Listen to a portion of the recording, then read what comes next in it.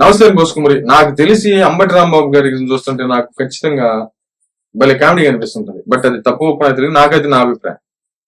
ఈయన Harihara Vemala cinema release అవుతుంది ఇంకో కొన్ని గంటల ఉండగా ట్వీట్ పెట్టాడు. హరిహర వేమల సినిమా బాగా హిట్ అవ్వాలి పవన్ కళ్యాణ్ గారికి సంబంధించి. నేను అప్పుడే అనుకున్నా ఖచ్చితంగా ఇది ఏంటంటే సినిమా బాగున్నా బాగాలేపని లేదో పెద్ద లెవెల్లో ప్లాన్ చేస్తున్నారు, ట్రోల్ విపరీతంగా స్టార్ట్ చేస్తారు. ఈ ట్రోల్ స్టార్ట్ చేసిన తర్వాత అంబటి రాంబాబు గారు ఏంటి డైరెక్ట్ గా ట్రోల్ సినిమా రిలీజ్ అయిన తర్వాత మాట్లాడటం కాదు, దాన్ని ఏమంటారంటే ఏమయ్యా ఒక సినిమా గురించి ఒక రాజకీయ నాయకుడు మాట్లాడటానికి బుద్ధి జ్ఞానం ఉందని చెప్పేసి ఎవరన్నా మాట్లాడతారేమో అనేటువంటి విధంగా ఆయన ఏంటి ముందుగా ఆ కంగ్రాచులేషన్స్ చెప్పి బాగా ఆడాలని చెప్పేసి కోరుకున్నానని చెప్పి ఆ సినిమా రిలీజ్ అయిన తర్వాత మరుసటి రోజు వచ్చి ప్రెస్ మీట్ పెట్టాడు. ప్రెస్ మీట్ పెట్టి ఆయన మాట్లాడుతుంది ఏంటి, సినిమా రాజకీయంగా ఆయనకున్నటువంటి పవర్ మొత్తం వాడుకున్నాడు, ఏదో టికెట్ రేట్లు పెంచుకున్నాడు, అయినా కూడా సినిమా అది లేదు ఇది లేదని చెప్పేసి సినిమా మీద నెగిటివ్ గా మాట్లాడాడు.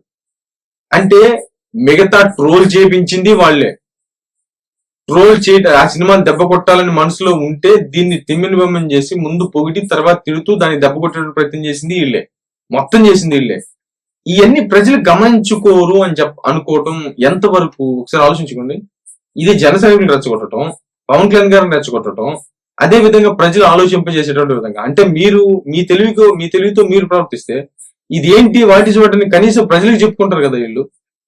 అంటే ఒక సినిమాని అన్యాయంగా అక్రమంగా తొక్కేసేటువంటి ప్రయత్నం చేస్తే అది ఆ అన్యాయాన్ని అక్రమాన్ని ప్రజలు గమనించరా?